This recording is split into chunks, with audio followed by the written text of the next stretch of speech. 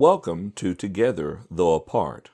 Our conversation will begin at 7 o'clock p.m. Central Standard Time. We hope that you'll stick around and join us as we seek to be together though apart.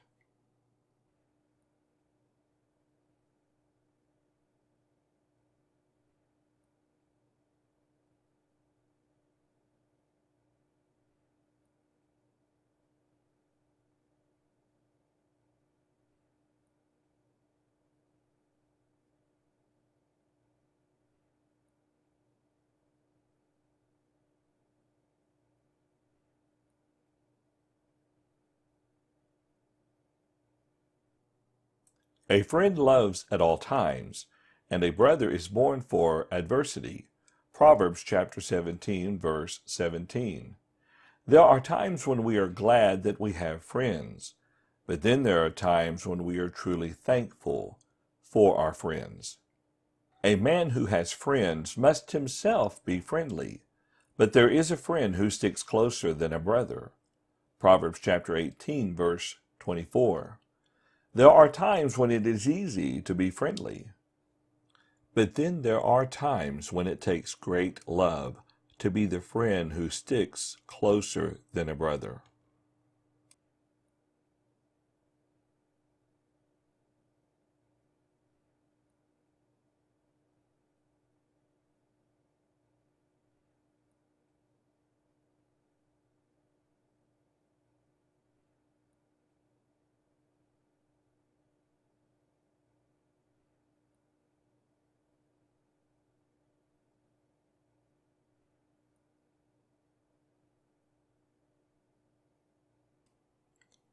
Ointment and perfume delight the heart, and the sweetness of a man's friend gives delight by hearty counsel.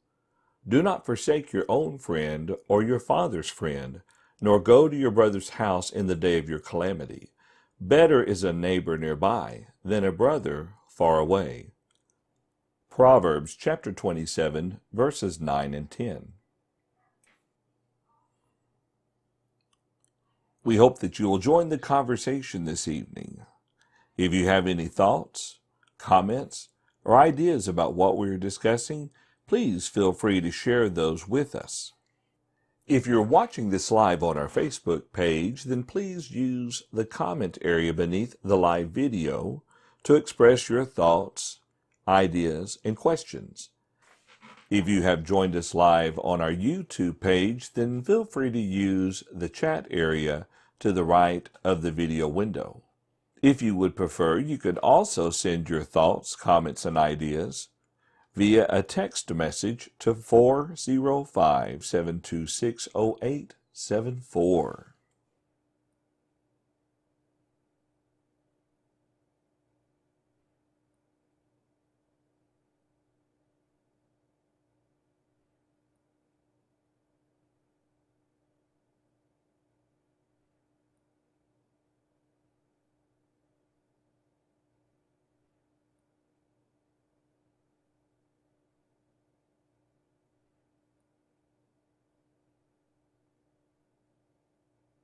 Though I speak with the tongues of men and of angels, but have not love, I have become sounding brass or a clanging cymbal. And though I have the gift of prophecy, and understand all mysteries and all knowledge, and though I have all faith, so that I could remove mountains, but have not love, I am nothing. And though I bestow all my goods to feed the poor, and though I give my body to be burned, but have not love, it profits me nothing. Love suffers long and is kind.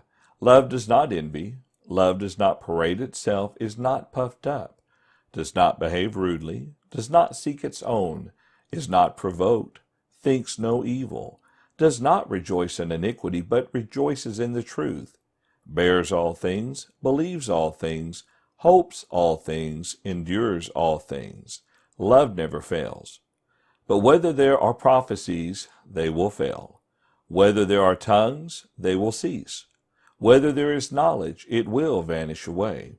For we know in part, and we prophesy in part. But when that which is perfect has come, then that which is in part will be done away. When I was a child, I spoke as a child, I understood as a child, I thought as a child. But when I became a man, I put away childish things. For now we see in a mirror, dimly, but then face to face. Now I know in part, but then I shall know just as I also am known. And now abide faith, hope, love, these three. But the greatest of these is love. 1 Corinthians chapter 13.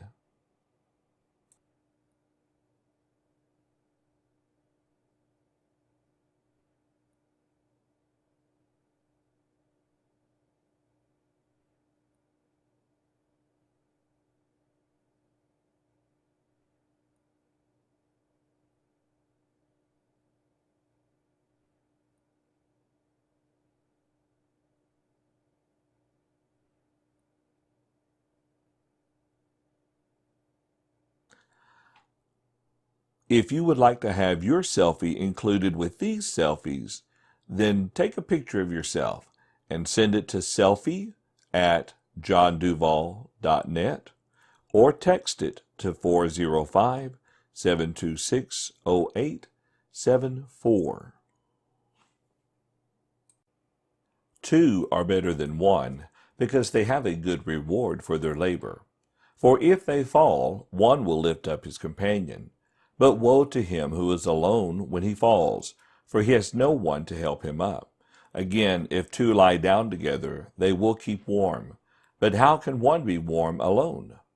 Though one may be overpowered by another, two can withstand him, and a threefold cord is not quickly broken. Ecclesiastes chapter 4, verses 9 through 12.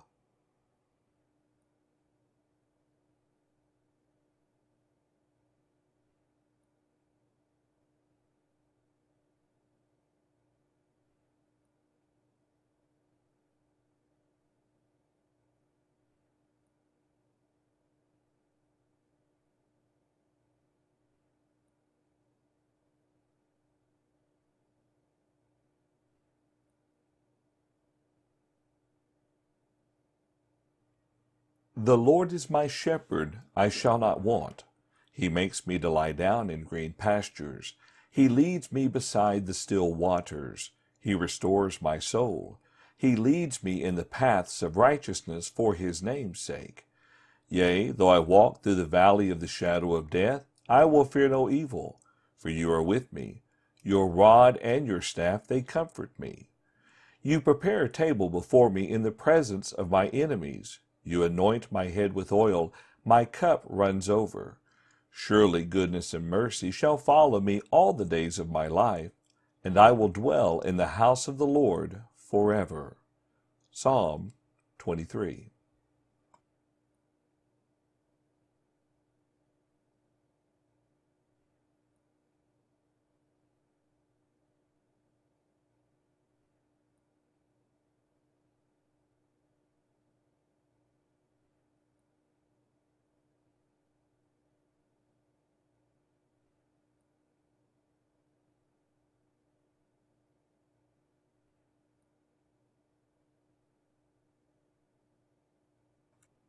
As iron sharpens iron, so a man sharpens the countenance of his friend. Proverbs chapter 27, verse 17. Working with a true friend, we will make better progress than we would if we were by ourselves. Thank you for joining us this evening. Our conversation will begin shortly. Good evening. Welcome to Together Though Apart. Our conversation will begin at 7 o'clock p.m. Central Standard Time. We hope that you'll stick around and join us as we seek to be together though apart.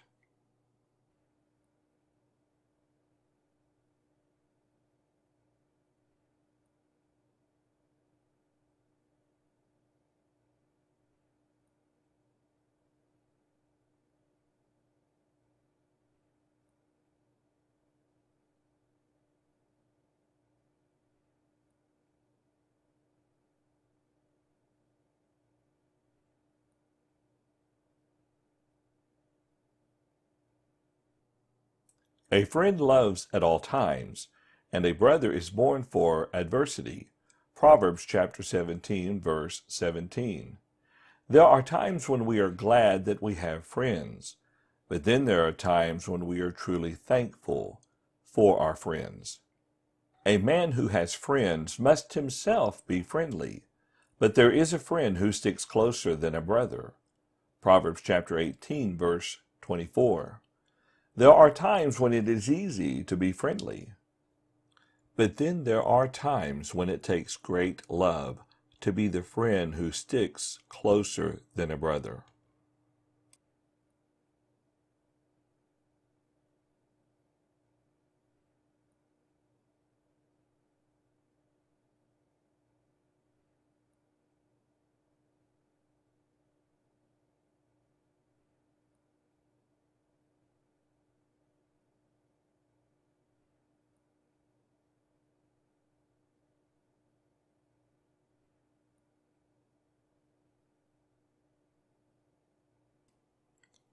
Ointment and perfume delight the heart, and the sweetness of a man's friend gives delight by hearty counsel. Do not forsake your own friend or your father's friend, nor go to your brother's house in the day of your calamity. Better is a neighbor nearby than a brother far away. Proverbs chapter 27, verses 9 and 10. We hope that you will join the conversation this evening. If you have any thoughts, comments, or ideas about what we are discussing, please feel free to share those with us. If you're watching this live on our Facebook page, then please use the comment area beneath the live video to express your thoughts, ideas, and questions. If you have joined us live on our YouTube page, then feel free to use the chat area to the right of the video window. If you would prefer, you could also send your thoughts, comments, and ideas via a text message to 405-726-0874.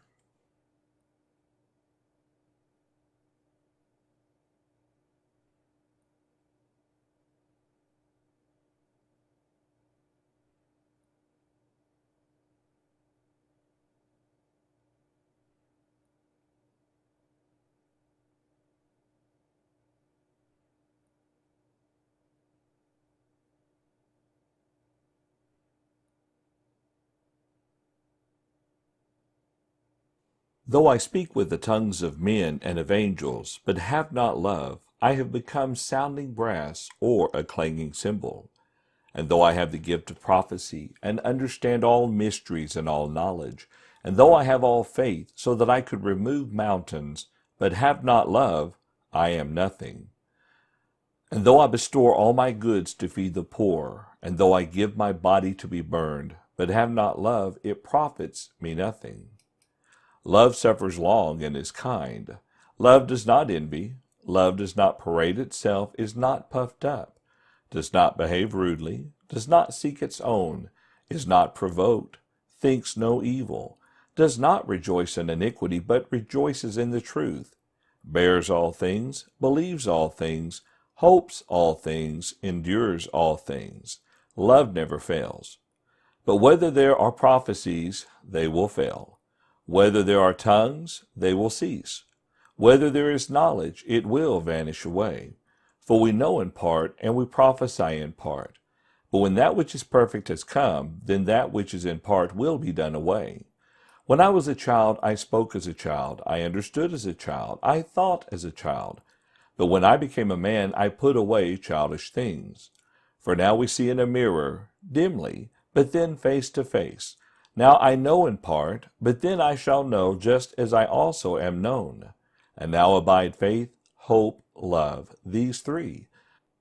But the greatest of these is love. 1 Corinthians chapter 13.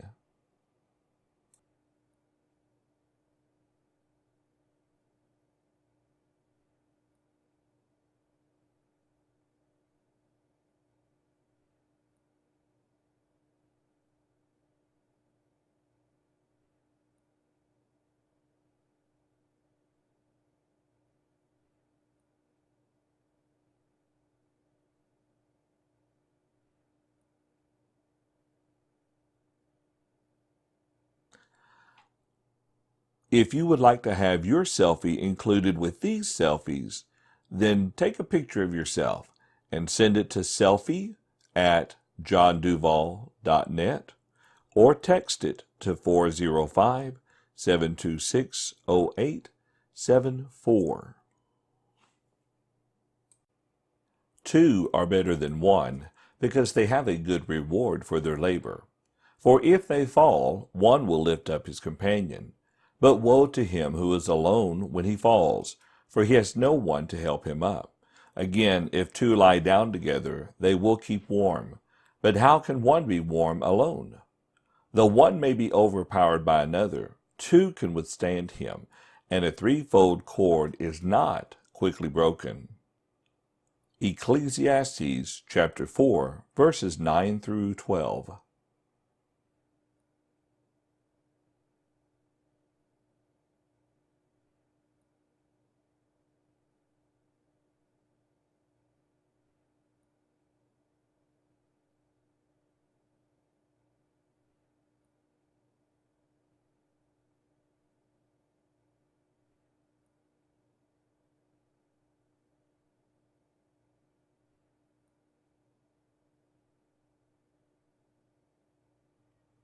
The Lord is my shepherd, I shall not want. He makes me to lie down in green pastures. He leads me beside the still waters. He restores my soul. He leads me in the paths of righteousness for his name's sake. Yea, though I walk through the valley of the shadow of death, I will fear no evil, for you are with me. Your rod and your staff, they comfort me. You prepare a table before me in the presence of my enemies. You anoint my head with oil, my cup runs over. Surely goodness and mercy shall follow me all the days of my life, and I will dwell in the house of the Lord forever. Psalm 23.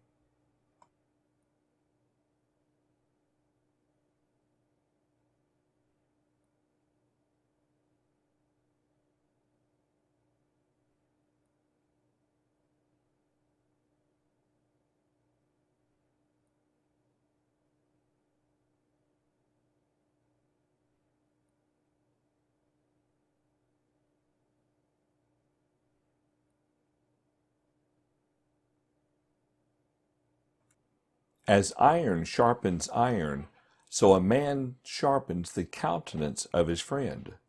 Proverbs chapter 27, verse 17. Working with a true friend, we will make better progress than we would if we were by ourselves.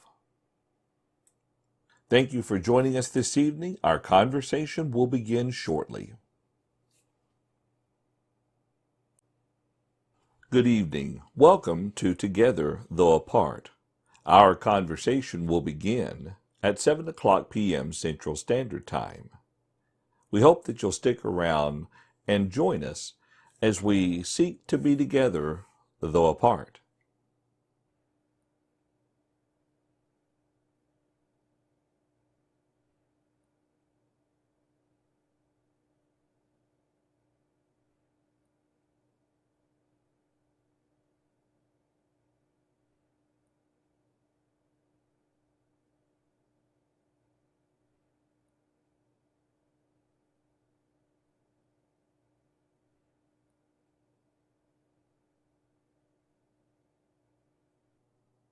A friend loves at all times, and a brother is born for adversity.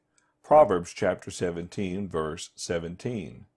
There are times when we are glad that we have friends, but then there are times when we are truly thankful for our friends.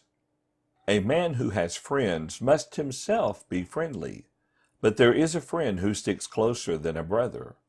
Proverbs chapter 18, verse 24. There are times when it is easy to be friendly, but then there are times when it takes great love to be the friend who sticks closer than a brother.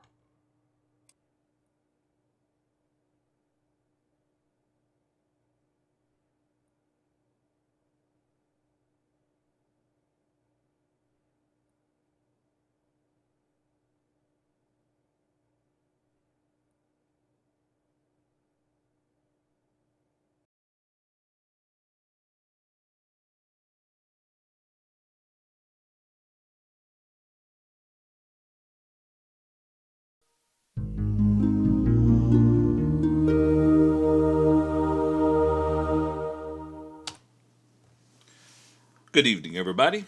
I hope that you are having a great day today. It's good to see everyone with us here this evening for another Together Though Apart.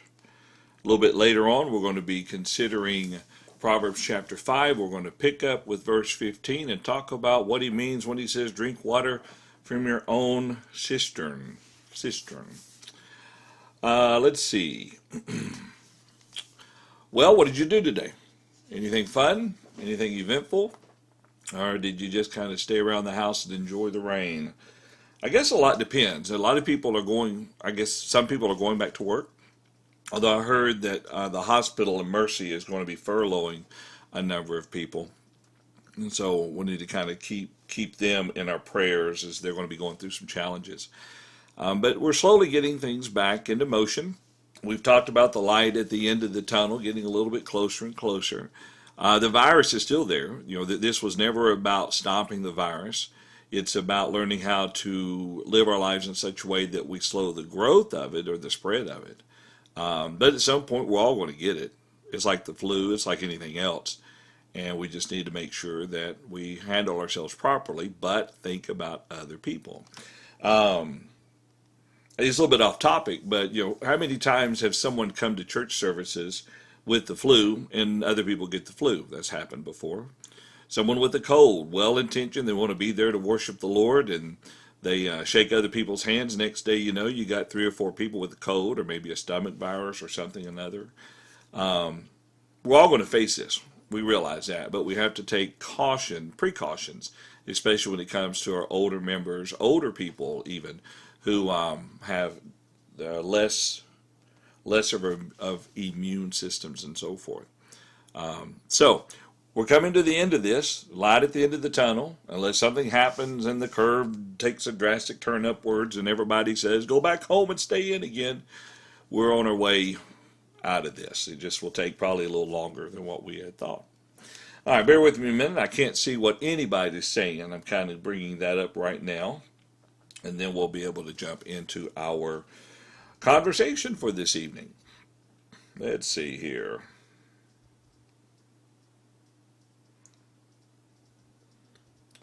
All right, we got one loading in. And I got one more. And y'all heard that, can't remember his first name, the actor Stiller. Played Frank Costanza on Seinfeld. He passed away today. 92 years old, I think it was, or passed away just recently. 92 years old. And then they were listing 3 other well-known musicians that had passed away also. All right, here we go.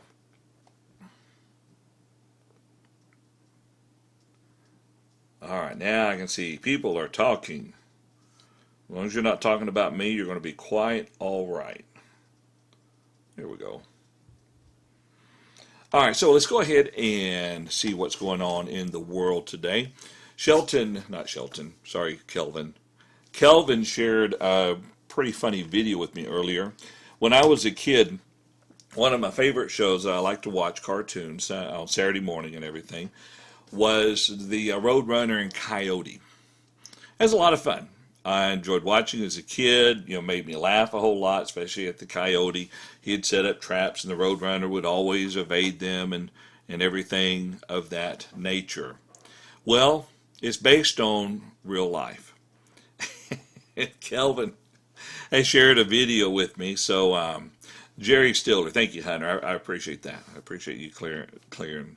And another great mystery we'll solve right now. The clipboards behind me are decorative. The top one's just missing its decoration. So that mystery has now been solved. So let's see. Let me bring up this. This is what the cartoon is based on. And I tell you what, like everything on TV, they're not quite accurate with the truth. But observe. There's no sound. There's not being any sound brought into this, but just kind of watch this. Cruz Riverbed, Tucson, Arizona. Oh, there you go. So you see the coyote in the background there? And look ahead there. You know what he's doing? He's chasing a roadrunner. That coyote is actually chasing a roadrunner. Now watch out for any anvils. I don't see any anvils falling. Acme Dynamite. Oh, he heard me. He looked this way. Okay. Anyway, I thought that was kind of funny. I appreciate Kelvin sending me that video clip there, or the link to the video clip. The Roadrunner being chased by the coyote. Alrighty, let's see. Let's see. Erin said that she went to work today. Good. Janice said just work, always work. And I do suspect for a lot of people, as this thing gets going even more so, or we get back to normal, more people will be getting back to work even more so. Okay. So let's see. That's really the only thing that I had to really talk about this evening before we jump into our Proverbs chapter 5, verse 15. I was talking with Jeremiah a little bit today about the voice that I use at the beginning of the rock video, and he showed me an old man from a religious group doing a video for children. And it wasn't for children. I mean, his whole manner and presentation, it put me to sleep, and I'm 53. But it sounded like me a little bit. So I thought, okay, we need to kind of, especially at the start of the rock video when I'm reading the Bible verse, I need to do that a little bit differently. Okay, Dan didn't work today. Dan's retired. Alrighty, let's see. Anything else? Anything else in the news that you might have heard that you thought was interesting? Like I said, I do think we are coming out of this. We still have to be precautious or exercise caution. I had to go to Walmart today to pick up a few things, and a couple of trips back, I noticed that Walmart had put on the floor kind of help directing you how to walk down the aisles, and it kind of worked. There were some people who were doing that, and then you had folks like me who just was going any way that I wanted to, and I felt kind of funny doing that. But they had a reason for putting them that way, have an even flow, and you wouldn't have to worry about people crossing each other like that. So I hadn't noticed that up until a couple of trips back. So everybody's doing their part. Everybody's doing their part, and you've heard this before so many times on the TV. We're all in this together. And we have to take care of one another and watch out for one another. And that's why they advise you, if you think you're sick, if you think you're running a fever, even if you don't know what you have, but you're running a fever, stay at home. Just be on the safe side. All right, speaking of staying at home, this is kind of the point that Solomon is about to make to his son in Proverbs chapter 5, there in verse 15. Now, as I mentioned before, in the conversation here that he's having with his son, we can take the instructions very literally, okay? And the warnings about the woman and giving in to your physical desires and so forth, it's a very strong warning. Many a man has been, their lives have been foiled because they have given in to the various temptations of the flesh.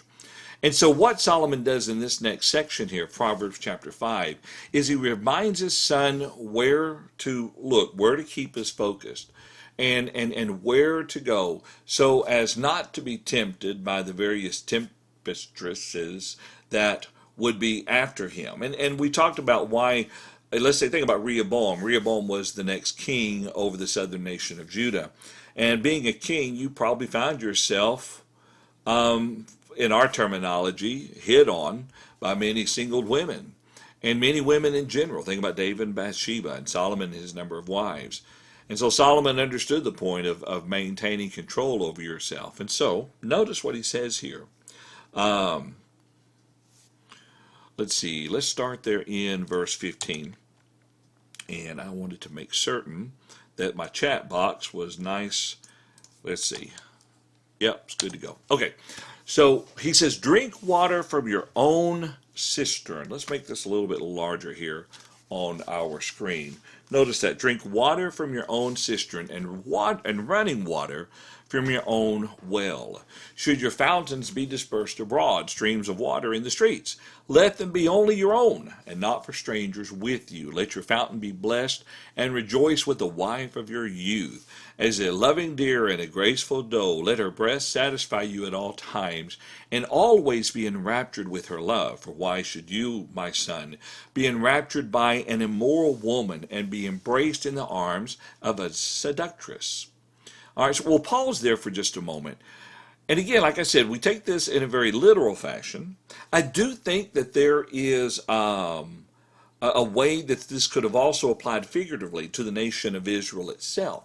Many times the spiritual adultery that the nation of Israel committed against God was because they looked to other nations and the gods that those other nations worshipped, and they longed to be like them. And so it would be like a man who is married to the wife of his youth, but he looks to other women to fulfill, that which he should be content with at home.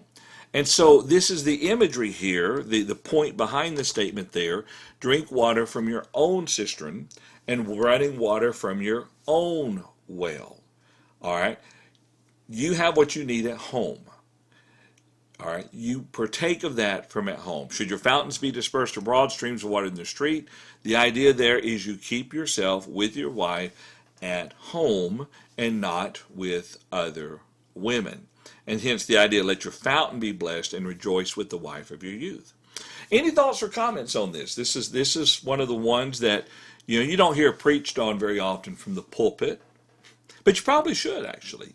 Because one of the greatest challenges, I think, that, especially for young men, and the same would apply for young women too, but there are a lot of things that young men, as they grow up and they go through the process of maturity and everything, you have to get to the point where you learn to maintain control over your desires. And we've talked about this before. You think about your emotions, even think about anger and things of that nature, and even these intimate desires and so forth. We must work to maintain control over these things. And so you think about the Apostle Paul. Let's turn over real quick because I think this is somewhat directly related to what we're discussing. Let's turn over to 1 Corinthians chapter 7, and let's read there the first 5 verses for just a moment. So notice what Paul writes here. Now concerning the things of which you wrote to me, if anyone ever asks you, do you have a good advice for marriage? Send them to this verse right here. It is good for a man not to touch a woman. That was said by an inspired writer, by the Apostle Paul. But there's a context to this, of course. And here's what he says. Nevertheless, because of sexual immorality, let each man have his own wife, and let each woman have her own husband. Let the husband render to his wife the affection due her, and likewise also the wife to her husband. The wife does not have authority over her own. The wife does not have authority over her own body, but the husband does. And likewise, the husband does not have authority over his own body, but the wife does. Do not deprive one another except with consent for a time, that you may give yourself to fasting and prayer, and come together again, so that Satan does not tempt you because of your lack of self-control. But I say this as a concession, not as a commandment, for I wish that all men were as even I myself. But let's see. Okay, well, there it is in verse 8. But I say to the unmarried and to the widows, it is good for them if they remain even as I am. But if they cannot exercise self-control, let them marry. For it is better to marry than to burn with passion, is the idea there. So the Apostle Paul acknowledges that in the husband-wife relationship, there is a responsibility, a responsibility regarding each other. And this is the same thing that Solomon is talking about in Proverbs chapter 5. Real quick, notice here, he says, nevertheless, because of sexual immorality, let each woman have his own, let each man have his own wife, and let each woman have her own husband. The idea, because of sexual immorality, because of the temptation that these desires bring, it is better to marry and to fulfill these desires within the marital relationship. That control of your own life will help to protect you from those outside of your marriage. Real quick here, the Apostle While the Apostle Paul and even Solomon is talking about it from a situation where the woman is a danger to the man, it can work the other way around too. The man, there could be a woman who might be susceptible to the wiles of a man who's trying to take advantage of the situation there. Alrighty, let's see. We've got a comment here. We're going to bring this up in just a moment. One thing that I forgot to open just a second ago, and we'll do that. Yep. Oh, that's right. I haven't told you yet. If this is the first time that you've joined us for our conversation, jump into the study. We're live on Facebook. You can use the comment area there. We're also live on YouTube. Use the chat area there if you'd like, or you can send me a text at 405-726-0874. That's 405-726-0874. And I'll be more than happy to bring it into our conversation here this evening. Alrighty, let's see. Okay. And there we go. So as we give consideration to what the Solomon here is saying, it is prudent for us to take this to heart and understand the importance of maintaining self-control within our lives. Janice shares with us from Ecclesiastes chapter 9, verse 9. Hang on just a second here. There we go. Try it one more time. There we go. It says, enjoy life with the woman whom you love all the days of your fleeting life, which he has given to you under the sun. For this is your reward in life, and in your toil in which you have labored under the sun. All right, there's a very wise saying. Enjoy life with the woman whom you love all the days of your fleeting life. Again, it's the idea of life being very short, life being fleeting, life being vain, because you do all this work and then you die, it goes to someone else. Well, in this case in point, you enjoy the life with the woman whom you have married. Chuck points over into verse 26 being the reason for Paul's exhortation given here. Is it right? Going back to 1 Corinthians chapter 7, verse 26, I think, is what you're pointing us back to, Chuck. Let's see. Notice in verse 26, and I'll bring this up on the screen. Yeah, okay, that's a very excellent point. And we'll bring this up here. Paul was not telling brethren that it would be better in general, just overall, don't get married. He acknowledges that for a lot of people it is important to marry because it gives you the avenue to be able to maintain the proper control over your desires.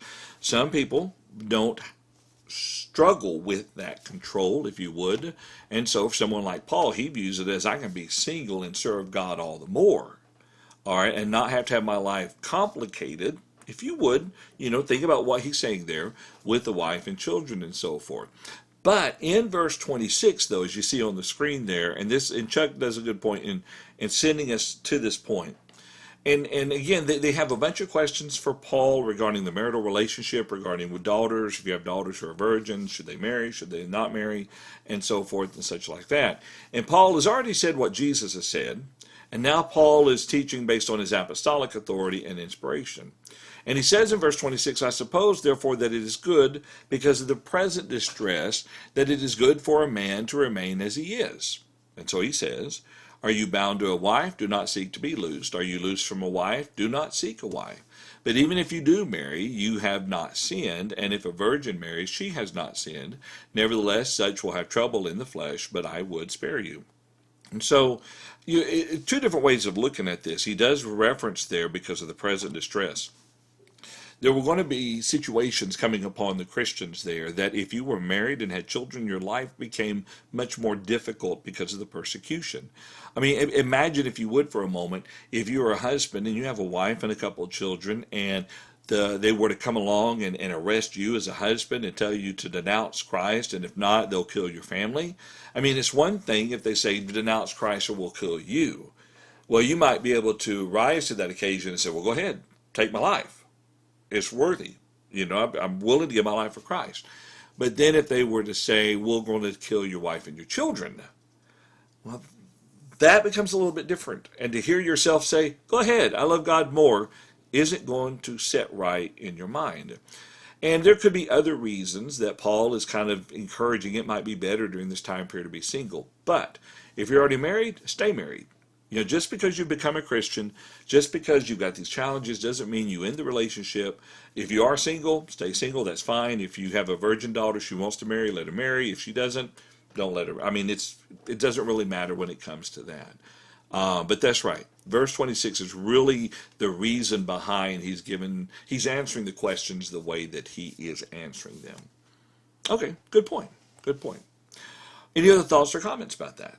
You can use our Facebook comment area to join into the discussion, or you can use the chat area on our live YouTube stream as well, or send me a question or comment to 405, whatever the number on the screen is there.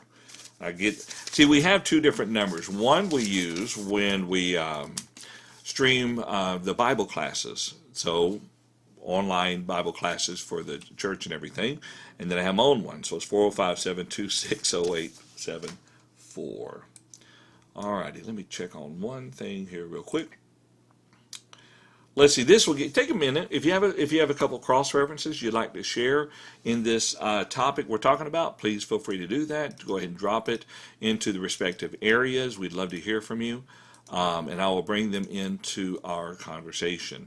It looks like Dan has one for us, and so we're about to bring that one in as well.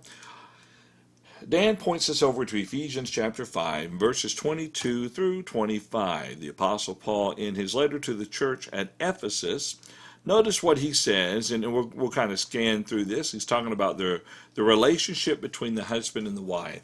And in this relationship, it kind of mirrors that of the church. So we learn a lot about the relationship of the church to Christ by considering the proper relationship between the husband and the wife. Or the other way could be said that the husband and wife in their relationship needs to learn the lessons seen in the relationship between Jesus Christ and the church.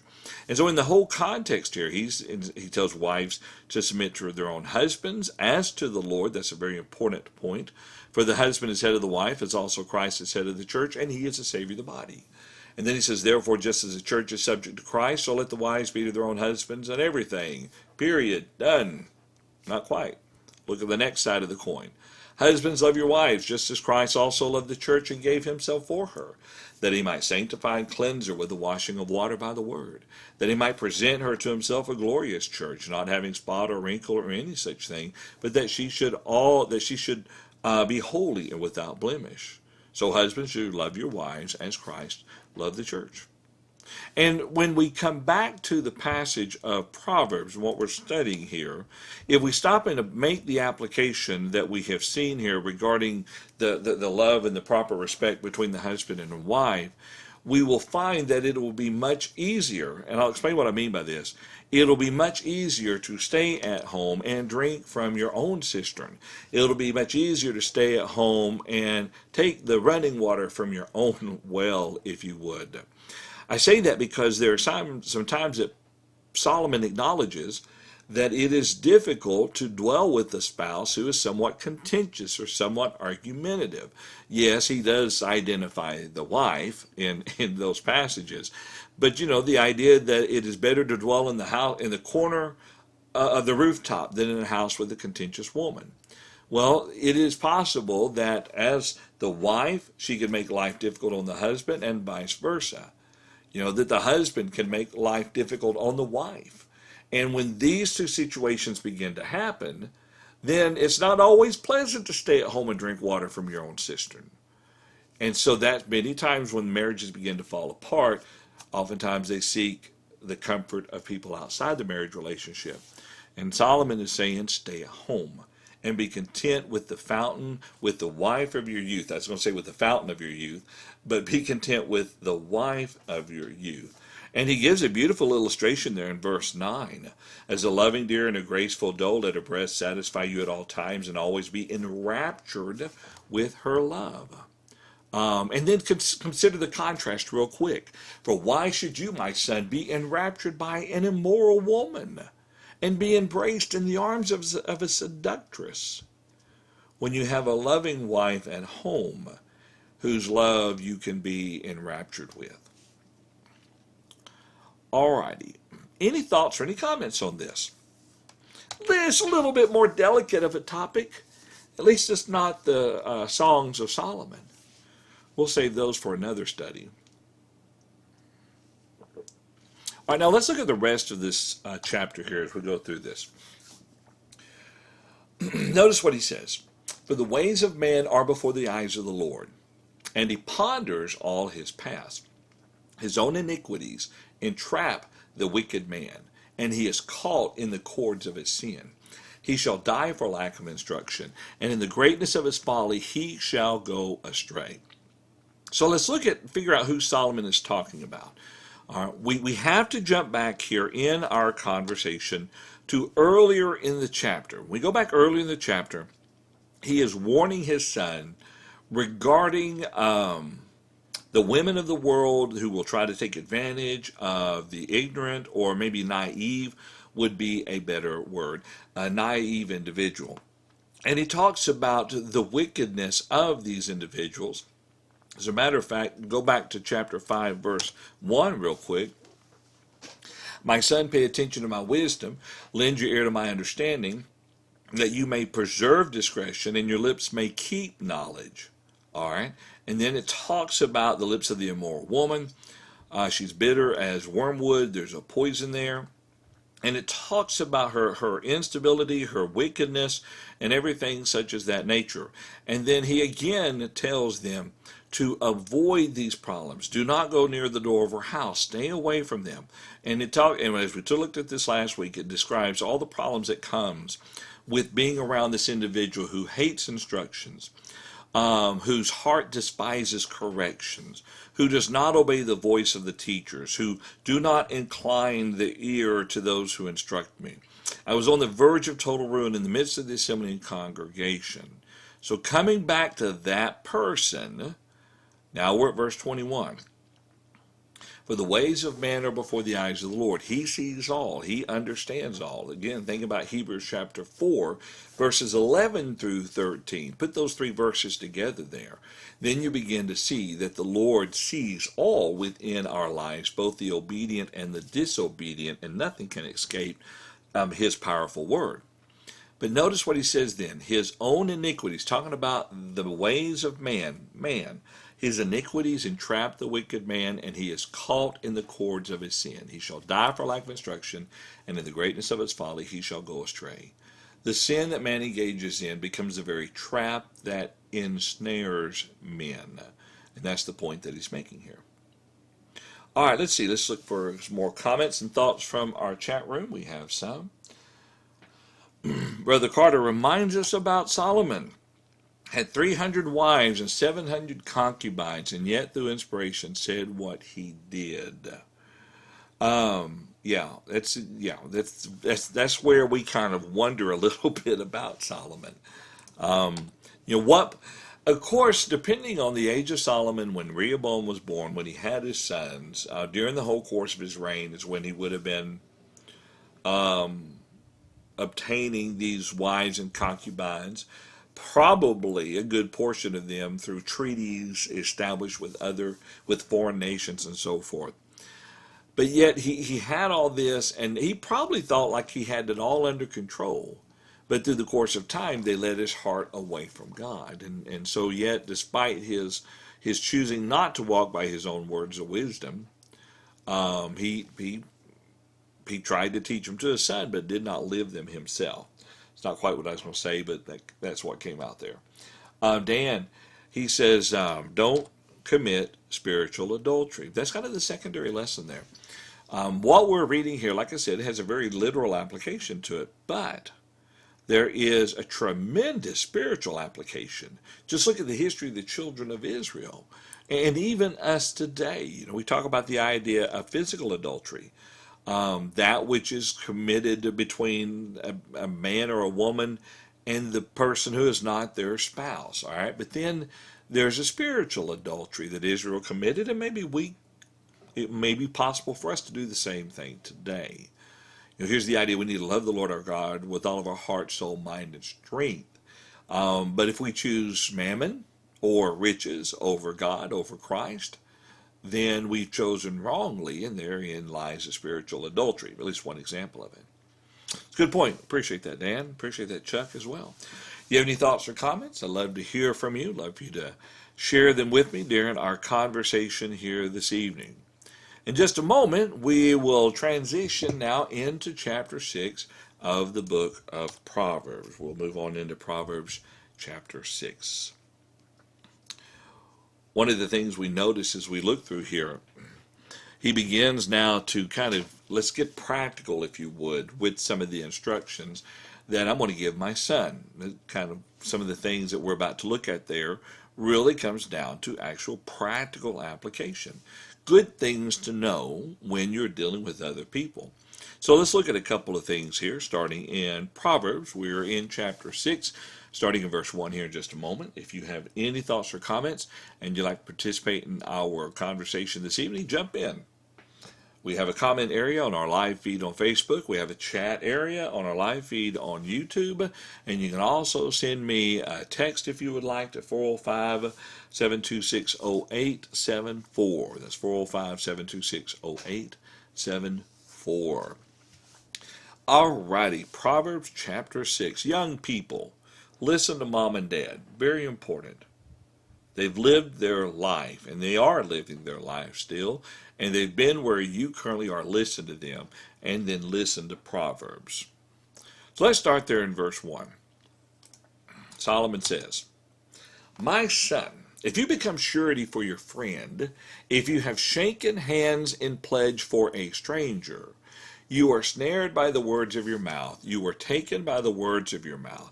So do this, my son, and deliver yourself. For you have come into the hands of your friend. Go and humble yourself. Plead with your friend. Give no sleep to your eyes, nor slumber to your eyelids. Deliver yourself like a gazelle from the hand of the hunter, and like a bird from the hand of the fowler." All right, so go back up to verse 1. So if I was to ask you, what do you think Solomon is saying here? Just in real simple terms, when he says, if you become surety for a friend, if you've shaken hands in pledge for a stranger, you are snared by the words of your mouth. You are taken by the words of your mouth. Well, what does he mean by this? What do you think is the main point he's making here? And we'll build on it, of course, as we go through here. This really is a great lesson to teach our young people.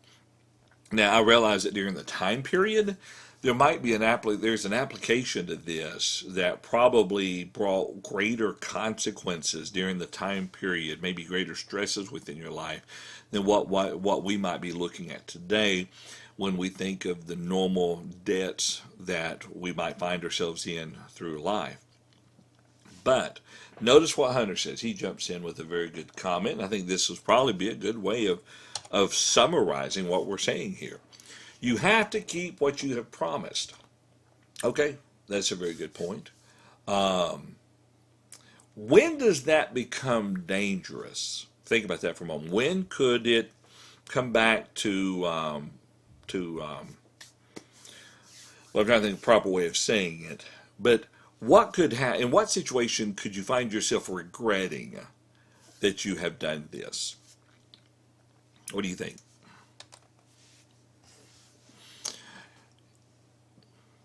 In our current day and age, someone might try to equate this to, and they might not be very wrong as far as the wisdom of what is being said, might try to equate this to being maybe a co-signer on a loan. Let's kind of start there.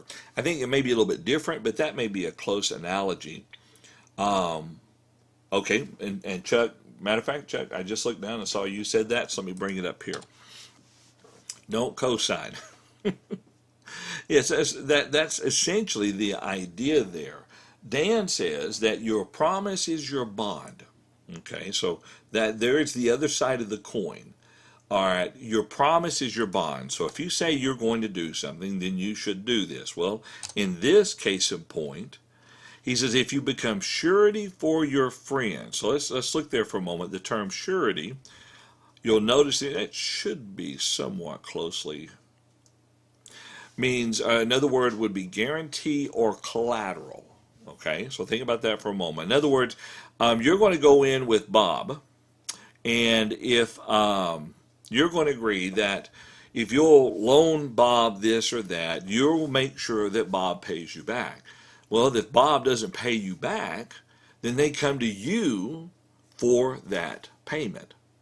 And the same thing here. If you have shaken hands in pledge for a stranger, all right, the same thing there. If a stranger comes up and says, "Listen, I'm trying to borrow some money. I'm trying to get this, but the guy doesn't know me very well. Can you vouch for me?" And you say, "Well, I don't know you either, but I'll vouch for you and kind of support you in this." Then, if that person falls, if he refuses to pay his pledge back, then that individual comes to you because you basically said, "If he doesn't pay it, I will." And that's what he means when he says you are snared by the words of your mouth. You've brought this on yourself. When you agreed to be a surety for your friend, when you agreed to be a pledge for a stranger, you have set a trap for yourself. You are snared by the words of your mouth. You are taken by the words of your mouth. And so he advises his son to deal with this as quickly as possible. If you find yourself in this situation, deal with it. Own it and get it taken care of. So do this, my son, and deliver yourself. You have come into the hand of your friend. Go and humble yourself. Plead with your friend. Give no sleep to your eyes, nor slumber to your eyelids.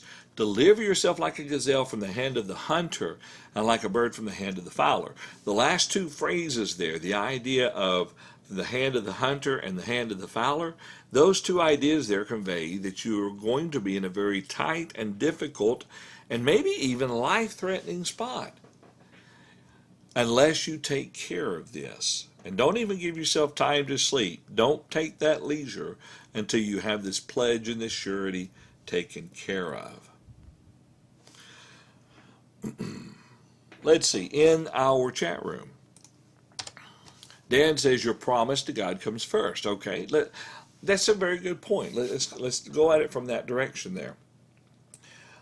We must always put first within our lives, I'm going to use the term dedication and devotion to God. When you became a child of God through the Spirit of adoption, if you have done that, okay, when you became a Christian, you made a commitment to God, a commitment to serve Him and to follow after Him, and to pursue His word, and to be His child, to be the child of light, to walk in His light and so forth. You've made that commitment to Him.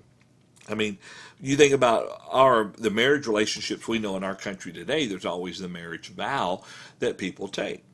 And I've said this before, half jokingly, I really think we need to rewrite the vows that are stated in America and take out the whole phrase that says for better, for worse, for richer, for poor, in sickness and in health till death do us part. Because of the number of marriages where the two people have stood before some minister who just recites those words, and they caught up in the moment of the great and beautiful day said, "I do." And then a year later, they don't. They're getting a divorce. They went against everything that they vowed. Well, Christ and the church, there's an example there. Go back to the marriage relationship again. When you become a member of the body of Christ, there is a vow that you're taking, a commitment that you make when you become a child of God. And so Dan's right. Our promise to God is to come first. Our promise to our bridegroom, which is Christ, should come first. Hunter uses Jephthah as an interesting example here of a rash vow to the Lord. And you know what's interesting about this is when you look at Proverbs chapter 6 here, it seems to be making it very directly dealing with individual people, actual humans, if you would. But the lesson to be learned here is definitely seen within the story of Jephthah and his rash vow before God. Jephthah had been away in battle, and he had prayed, Lord, whatever you give, if you give us victory, then I will sacrifice to you first thing that meets me when I get home. And I strongly suspect, in my own opinion, that Jephthah was probably used to coming home from long journeys and having some animals outside the house meet him, maybe a goat or some other livestock.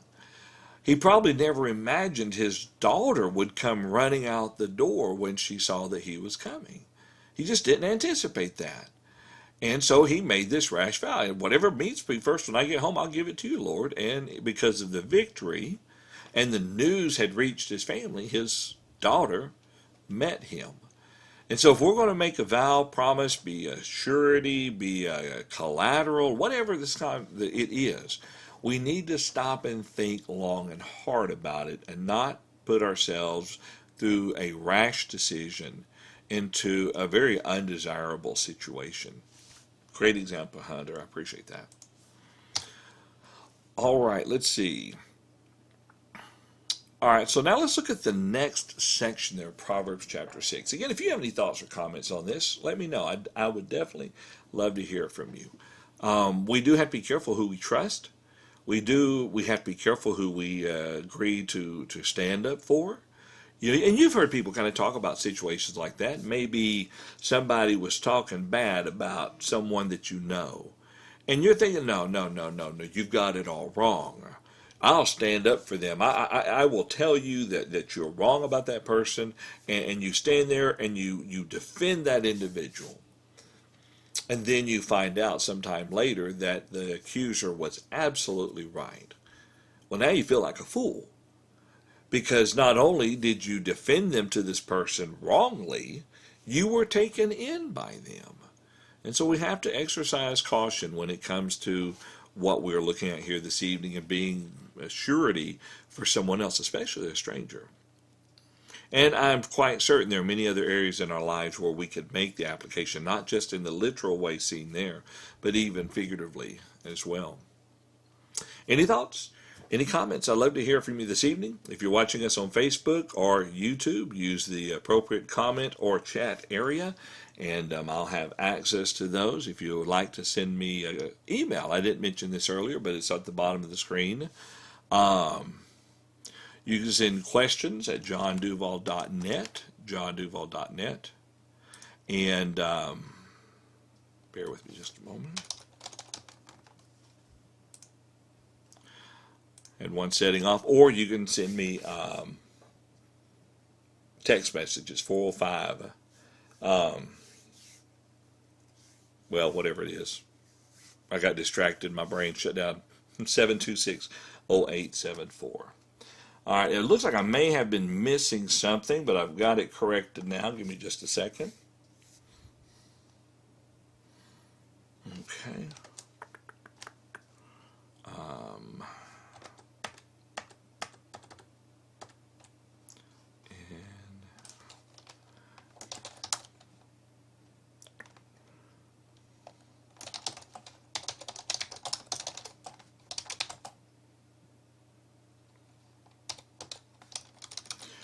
Looks like I've missed a couple of comments through a different avenue. Let me see if I can get this to resend it where it needs to be. And if not, I'll just read them from here and share them with you. And that and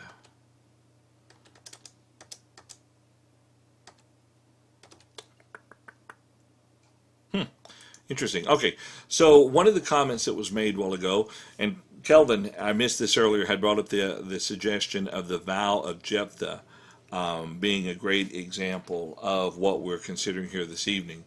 But Phyllis sent in the following thought earlier, and I'll just read this from here, and this is via text message. Following Christ requires us to count the cost. And it is just like building a wall. And in that example there, Luke chapter 14, there in verse 28, let me turn over there real quick. Luke chapter 14, there in verse 28. And this is a very good point to make.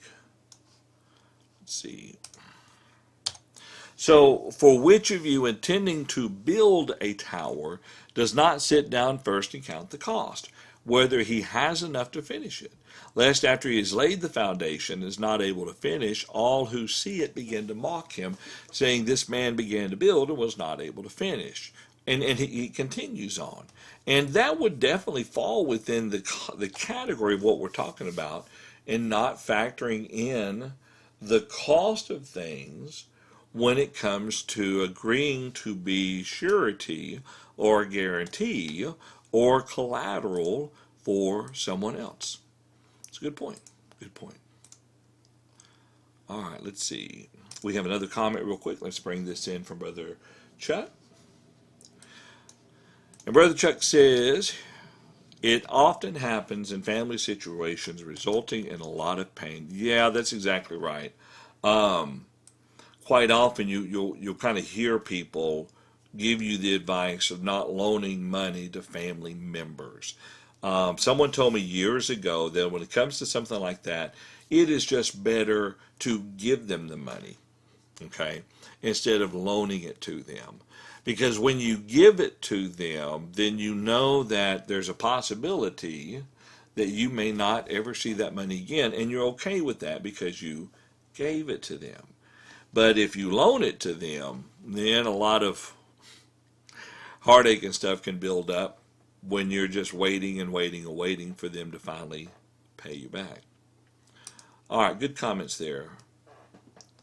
Lori sends in a good comment. Some do not realize that marriage is a contract. That's a good point. It is a contract. It is the vow that we make before God, a contract that we enter into.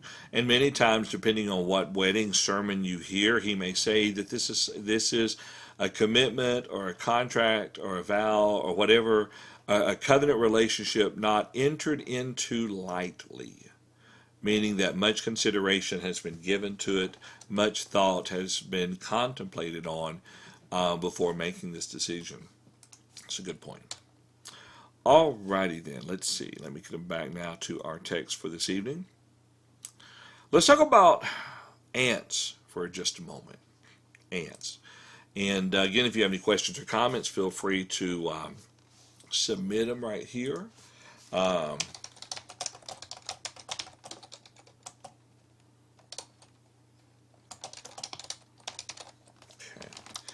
right, notice the ant. And we've heard stories as kids kind of this same type of illustration here. But he says, go to the ant, you sluggard.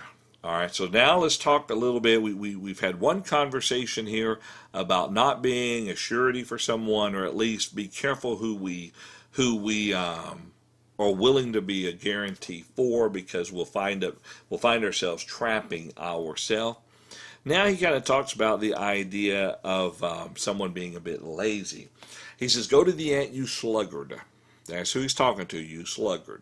All right, go to the ant. Consider her ways and be wise. Think about the ways of the ant. Think about the way that the ant behaves itself. And again, there's children's fables and stuff kind of fashioned around this idea.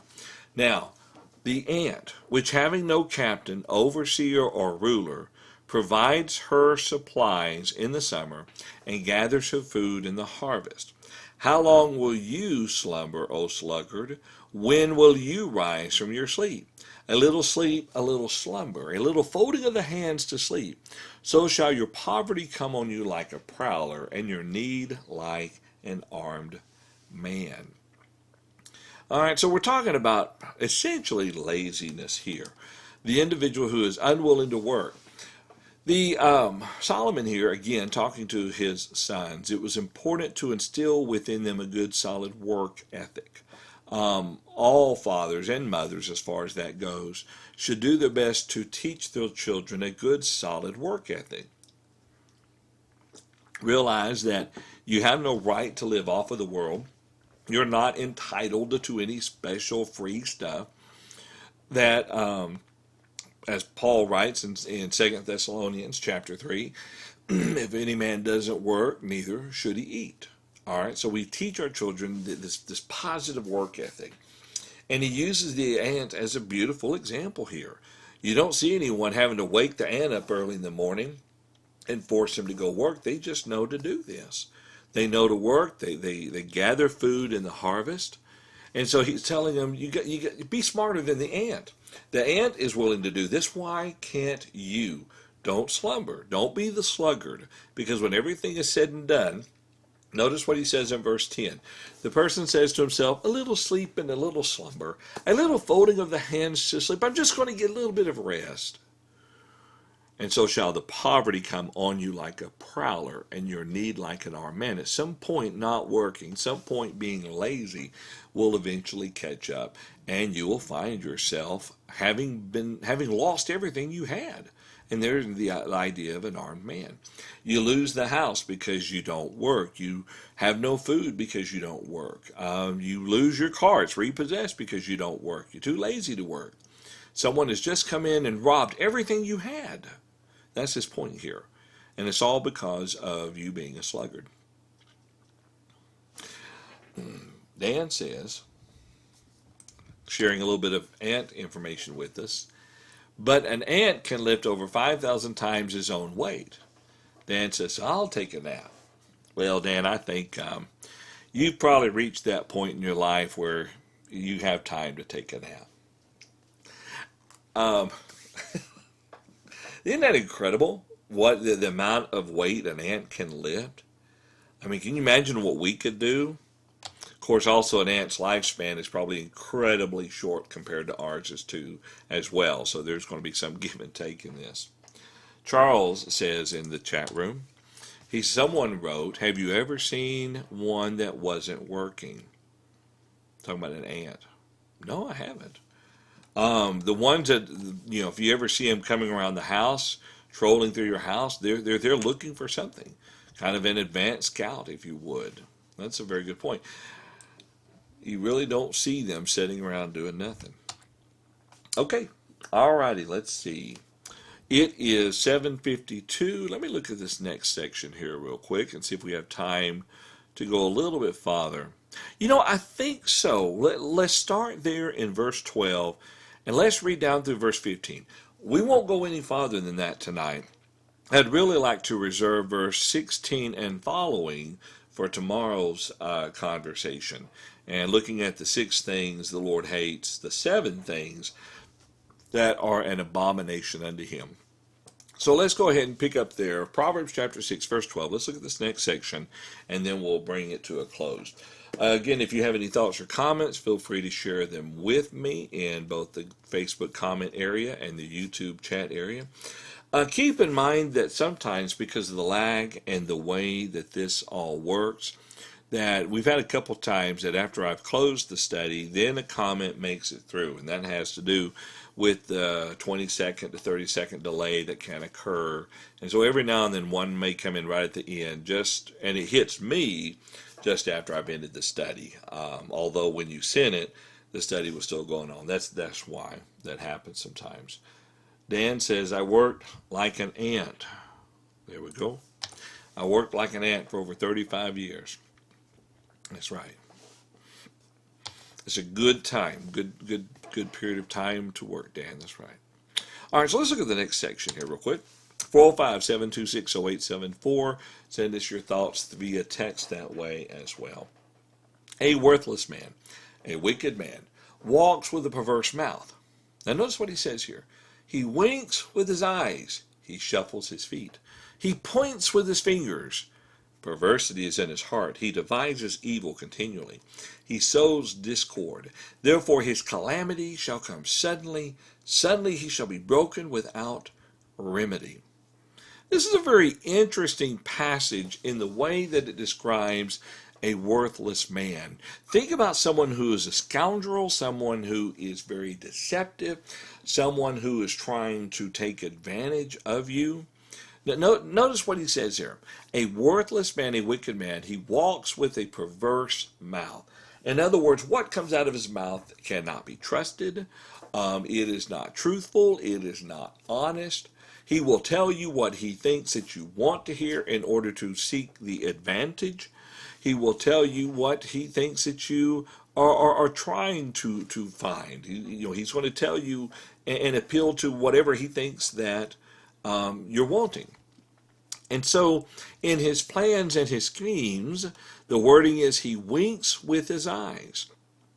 Now, I kind of think about people who do that day. You might be joking with someone, and you may say, you make some crack or something, and then you wink at them, and they know you're just kidding. I mean, I think there's even an emoji symbolizing joking with you, and it's the idea of winking.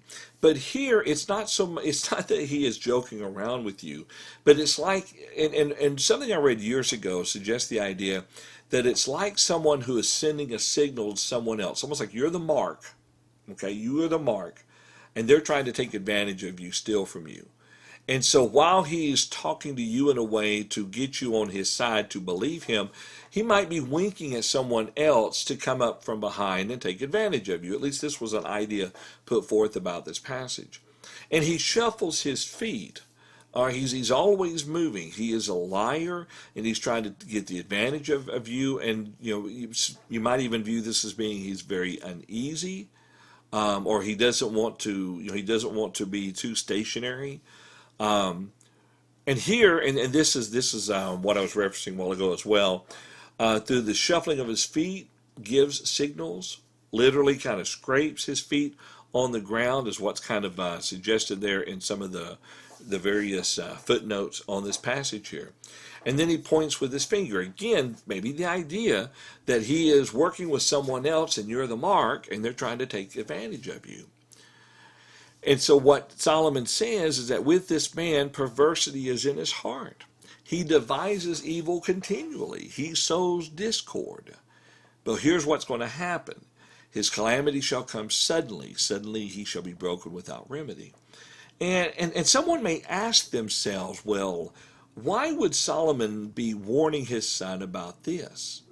Well, two different possible answers to that, maybe more, but two different answers that come to mind. One, maybe to prepare his son so they're not taken advantage of like this, and to discourage his son from hanging out with people like this.